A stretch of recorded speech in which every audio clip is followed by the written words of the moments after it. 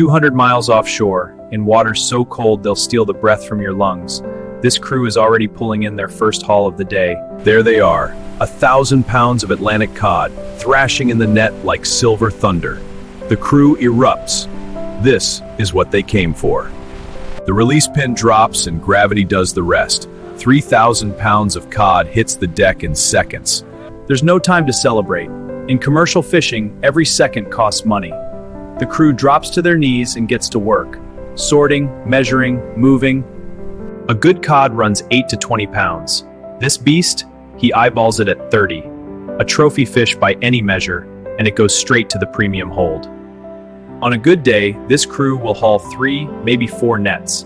But right now, this single catch alone could pay a week's wages, if they work fast enough. Atlantic cod, Gadus morhua. Once so plentiful in these waters, they fed entire nations for centuries. Every fish gets measured. Anything under the legal minimum goes back overboard alive. It sounds slow, but these men can measure and sort 40 fish a minute without thinking. Every man on this crew has a role, and they run like a machine. The deckhand tosses, the hold man catches. Up top, down below, throw, catch, repeat, for hours. While the deck crew is sorting the first haul, the skipper is already positioning for the second drop. In this game, idle nets mean empty pockets. The skipper reads the sonar like a doctor reads a heartbeat. That dense green cloud at 80 meters, that's cod, thousands of them. The gutting station never sleeps. While the nets are back in the water, the processing crew has already begun breaking down the catch. One fish at a time, thousands of times a day. One cut. That's all it takes when you've done it 10,000 times. Nothing goes to waste out here.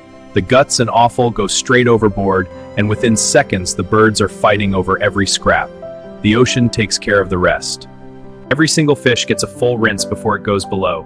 Salt water from the hose, not tap water, flushes the cavity clean.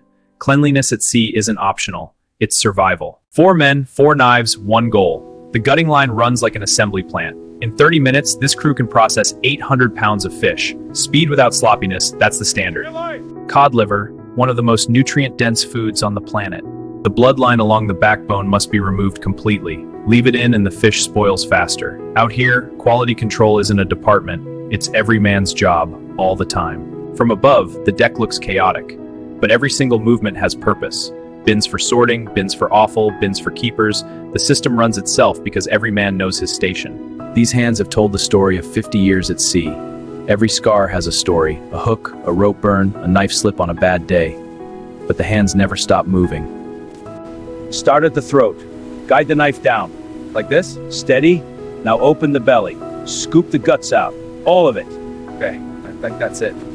The moment the gutting is done, the clock starts. Cold is everything in seafood. Every second between knife and ice affects the final quality of the product on the dock. Ice coverage must be complete. Every fish, every surface, every gap packed tight. These men are preserving value, and at dockside prices, a degree of temperature matters. The hold below deck is the boat's bank vault. Every tray that goes down represents profit. If it arrives at the dock cold, clean, and intact, the hold temperature is monitored constantly. 2 degrees Celsius, that's the magic number. Cold enough to slow bacterial growth to almost nothing, warm enough to keep the flesh from freezing solid and breaking texture. Between batches, the gutting area gets a full scrub down. Bacteria doesn't take breaks at sea. A dirty station can contaminate an entire hold worth of product, so it gets cleaned every single time. They've been on their feet for 6 hours without a break and the morning's barely done. But the bins are piling up, and that means the trip is going well. In this life, full bins mean everything. 60 feet below the deck, the heart of this vessel beats at 1800 RPM. The chief engineer hasn't left this room for 4 hours, because out here, the engine isn't just propulsion, it's life support. He hears something before anyone else does, a subtle knock that doesn't belong. 200 miles from shore, a failing engine isn't a breakdown. Red light. His stomach drops. The coolant temperature sensor is spiking. He radios the skipper immediately. He said this isn't something that can wait. We need to just stop now. A loose connection, that's all it was. Vibration from the hull does this every few weeks. 30 seconds with a wrench and the alarm goes dark. Those 30 seconds felt like 30 years. The skipper throttles back. You nurse the engine when it runs hot, period. No catch is worth losing the vessel. This engine consumes 300 liters of diesel fuel every hour at full throttle. Every mile offshore costs money before a single fish is caught. When everything is green, the engineer allows himself one coffee. Just one. Because out here, the machines don't care about rest, and neither can the man who tends to them. The hydraulics control everything: the winches, the booms, the net drums.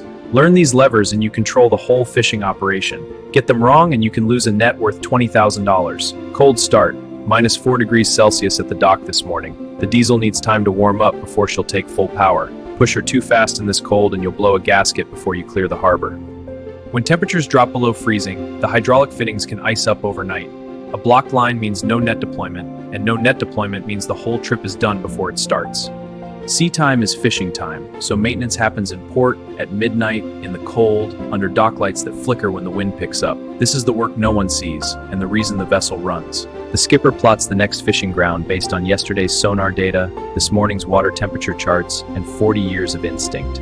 Science and gut feeling working as one. Oil filter change, every 500 engine hours, without exception. Miss a service interval at sea and the bill you pay isn't measured in money, it's measured in lives. Everything green. Fuel pressure good, oil temp good, cool and steady, exhaust clean. The barometer's been dropping for 2 hours. The skipper has seen this sky before. Storm cells move fast out here, and the forecast is already 30 minutes behind what his eyes are telling him. All crew, storm warning. Secure the deck, get the loose gear locked down. Storm prep takes 8 minutes if the crew knows what they're doing, and this crew has done it 100 times. Every loose item on deck is a missile when a 40-foot wave hits broadside. Ratchet straps on every bin. You cannot have a 200-pound container sliding across the deck in heavy seas. She takes the first big one clean over the bow. 15 tons of North Atlantic seawater hits the deck and the whole boat groans from stem to stern. This is what storms out here look like. 22-degree roll. The skipper doesn't even blink. He's been in worse, much worse. Nobody goes on deck during swells like this. The crew is locked below, braced in their bunks or sitting in the galley, listening to the ocean try to tear the boat apart. The galley becomes the waiting room. Nothing to do but brace against the roll, keep the coffee in the mug, and wait for the storm to pass. 40-foot swells. The bow climbs the face of each wave like it's ascending a hill, then crashes down into the trough so hard your teeth click together. This lasts for hours. The net is still down. The skipper made the call to keep it deployed rather than haul in the heavy seas. The wire is under enormous load. They'll monitor it every 15 minutes until conditions improve. Control, vessel here, plotting evasion southbound, storm cell intensifying. The worst of the storm is choke half their plot seamage.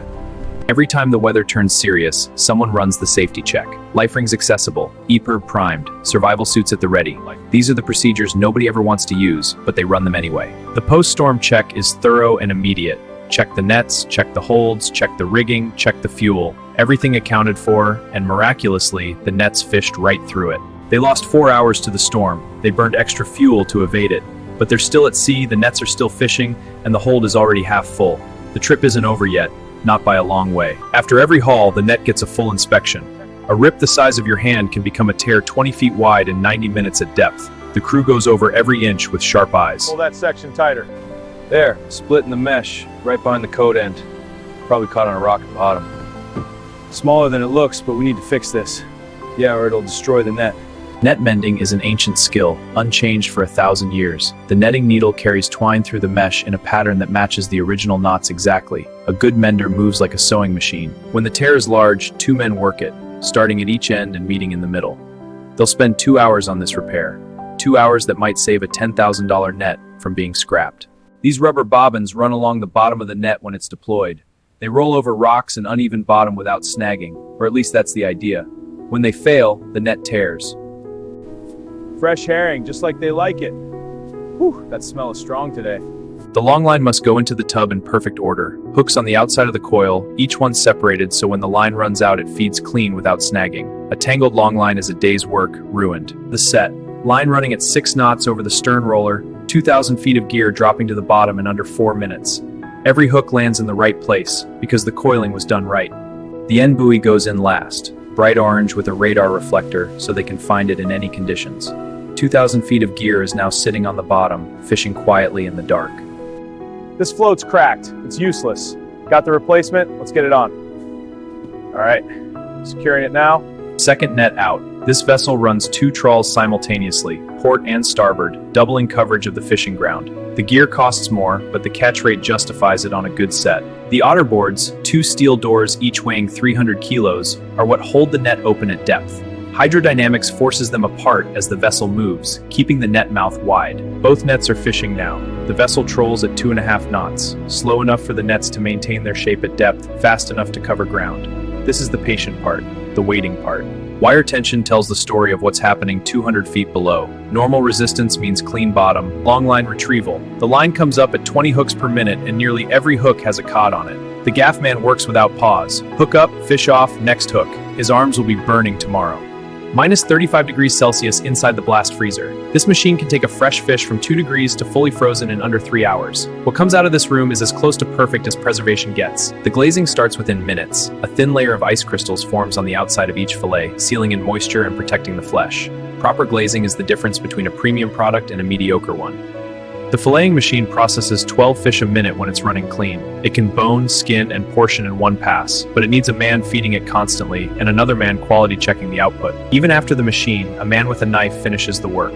Pin bones, blood spots, uneven edges, these are quality issues that cost money at market. The knife finds everything the machine misses. The processing room below deck is a world away from the chaos upstairs. Down here it's controlled. Controlled temperature, controlled light, controlled workflow. This is where the product is made. Every portion is weighed and labeled. Date of catch, vessel name, species, weight. When this package reaches a supermarket in 3 weeks, the buyer will know exactly when and where this fish was caught. The skipper's brother runs the processing station. He was a fishmonger for 15 years before he came offshore. His knife work is the envy of every man on this boat, and he knows it. The hold count goes up with every shift. 300 portions, 500, 1,000. When the hold is full, the trip is over, and this crew calculates they're 2 days away from a full load. Vacuum sealing extends shelf life from days to months when combined with blast freezing. No air means no oxidation. The fillet stays bright and fresh looking right up until it's thawed in a buyer's kitchen. Looking down into that hold is the most satisfying view a fisherman knows, because that's not fish, that's mortgage payments. Temperature logs get filled in every 2 hours, day and night. If the hold temperature rises by more than 2 degrees without explanation, the whole load could be at risk, and the skipper gets called immediately. Codheads go to Norway and Iceland for stockfish production. What looks like waste to most people is a premium dried product in Scandinavian markets. On this vessel, the head is worth nearly as much as the body. Even the frames, the spine and rib cage after filleting get processed into fish meal. At $180 a ton, it's not glamorous profit, but nothing leaves this vessel unused. Every package gets the certification label, independently verified sustainable fisheries. Buyers at the highest end restaurants and grocery chains won't touch fish without it. This label represents a premium price point. A 10-minute break, 2 mugs of strong tea, and they're back at it. The grader separates large, medium, and small fish automatically. Each grade goes to a different market. Premium large cod fetch twice the price of small fish at the dock. Grade separation is pure profit optimization, solid as a board. When a frozen portion has zero give, the freeze-through was complete. No partially frozen core to compromise the product. This fillet will arrive at its destination as good as the moment it was caught. The second haul of the day, and judging by the wire tension when they started hauling, it's a heavy net. A heavy net can mean one of two things out here, fish or trouble. Right now, nobody knows which. Ghost gear. Lost fishing equipment from another vessel, possibly months old, has fouled the net and filled the code end with marine debris instead of fish. The crew goes completely silent. Cut it clear and assess the damage. Their net has 3 large tears from the debris. Might be this GPS issue if we caught problem. 3 tiers. The biggest is 4 feet across. A full panel replacement. That's 6 hours of work minimum. 1 net fishing, 2nd net being repaired simultaneously. They don't stop. All hands on the net. Every available man with a netting needle and twine, working in silence except for the sound of the mesh being mended. This crew doesn't waste time complaining. They get it done. The one net that fished through the ghost gear drama, it was sitting over the best mark of the entire trip. 4,000 pounds of cod come up in a single cod end. The crew goes absolutely electric. 40 years on the water and a haul like this still makes him laugh like a boy. This one catch, right now, puts the entire trip into profit. Everything from here is upside. 4,000 pounds of cod on one deck. The crew has precisely 90 minutes to get every fish below before they deteriorate beyond salvage. There is no option but to work at full speed right now. The processing line is running at maximum capacity. Every station occupied, every hand moving. When a catch this size comes in, the whole vessel becomes one single machine working toward one single goal. Ice it immediately. With a haul this size, the temperature race between catch and cold storage becomes critical. Every fish needs to hit ice within 10 minutes of coming off the deck. There's always one. In every great haul, there's a fish that makes the whole crew stop for half a second. This one is 42 inches long and 14 kilos. A 10-year-old fish, maybe older, a magnificent animal. The board shows 11,200 pounds of product in the hold. 93% of the trip target achieved with 1 day to spare. The skipper stands at the hatch and does the math in his head. 17 hours on their feet. The deck is clean, the hold is full, the nets are repaired. After the biggest haul of the trip, the cook serves the best meal of the trip. Hot soup, fresh bread, fried fish from the catch, because when the boat is full, the table is full. That's a roll or a kill. To the catch! The skipper doesn't sleep on the way home. He never does. Port lights on the horizon, 40 miles out. The crew starts to stir. Showers are being queued, phone messages being composed. After 8 days, the shore is not just land, it's everything they've been working toward. Dawn. The harbor walls slide past on both sides, and the engine note changes as the skipper drops to docking speed. 8 days at sea ends in this moment, the gentle bump of the hull against the dock. The heaving lines go ashore, and the dockmen haul them in. 4 lines to make her fast, bow, stern, 2 springs. The moment those lines are cleated, these men can finally breathe. The buyers are already here. They came early for a look at this catch because the radio call gave them the numbers, and numbers like these don't come often this season. The bidding will be competitive. The vacuum offloader, a modern innovation that replaces the old basket and crane method. This machine pumps fish gently out of the hold and onto the dock conveyor in a fraction of the old time, with less damage to the product. The fish are moving now, off the boat, onto the dock, toward the scales. Every fish that comes off this belt is worth real money, and the weighmaster records every kilogram. 185 kilograms! The weighmaster's words or landing certificate, a legal document that becomes the basis for the crew's pay, the buyer's invoice, and the government's quota record. The buyers work the belt like wine tasters, pulling fish from the flow, pressing the flesh, examining the gills, checking the eyes. They're assessing quality, because quality determines the price they'll pay. White flesh, tight muscle, good fat distribution. This is what a well-iced, quickly processed Atlantic cod looks like. The buyer writes down his maximum bid before anyone else does. The auction runs for 11 minutes. Grade A large cod, the premium category, goes for $2.60 a kilo. That's 17% above the market average this week. The skipper's arms unfold. The handshake seals the deal. Out here, a handshake from the skipper means the same as a signed contract. From the scales to the buyer's cold room in under 20 minutes, the supply chain runs tight. By tonight, these fish are already on refrigerated trucks heading to processing plants, restaurants, and wholesale markets. Payday. The skipper divides the shares right there on the galley table. No accountants, no delays. Every man counts his envelope in silence, then looks up and nods. Fair is fair out here, always has been. The cleanup takes as long as the loading did. A dirty hold means bacteria, and bacteria means a failed inspection.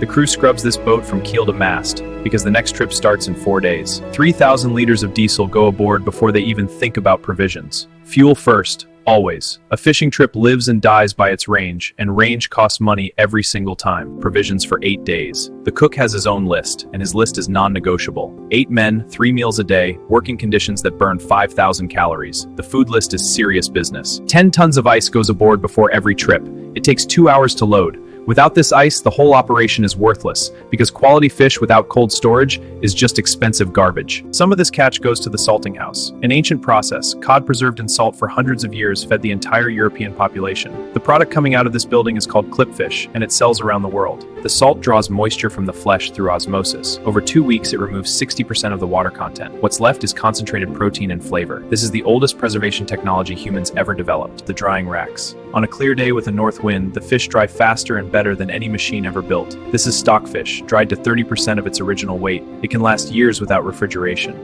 3 weeks on the rack and the cod has become something entirely different. Rigid, pale as bone, smelling of concentrated ocean. This is the ingredient that changed European history and built the fishing industry. These crates are heading to Nigeria, Portugal, and Brazil, the world's largest markets for dried salted cod. In West Africa alone, bacalhau feeds millions of people every single day. 12 hours over Owood below 30 degrees Celsius. The result is a product that sells for €40 a kilo at specialist food halls. ice-cold smoked cod. Slice it paper thin and it melts on the tongue. The smoke doesn't cook it, it transforms it, deepens the flavor, firms the texture, gives it a shelf life and a market value that fresh fish simply can't match. By the time this cod reaches the wholesale market, it's traveled from 200 miles offshore through 6 different hands: fisherman, processor, shipper, auctioneer, wholesaler, buyer. The value chain is enormous. This is the end of the chain. The chef who spent 50 years perfecting his bouillabaisse presses the fillet and smells the ocean. Recommended 8 days to the moment this fish came over the rail of a trawler in the North Sea. From the bottom of the North Sea to the top of a white plate, 8 days of cold, hard work transformed into 4 minutes of a diner's meal. The fishermen will never see this plate, but everything on it came from their hands. 4 days in port. Tonight the crew sleeps ashore for the last time. Some in their homes, some in the crew house by the dock. Tomorrow at 0400, the engines start and they go back. They always go back. 0400, the dock lines come off for the last time and she heads back out. No fanfare, no ceremony. The skipper pushes the throttle forward, the bow swings north, and within an hour the harbor lights are gone. The sea takes them back. The ocean is the same as it always was. Cold, deep, indifferent, and full of fish for those willing to go far enough to find them. This crew will be back in 8 days.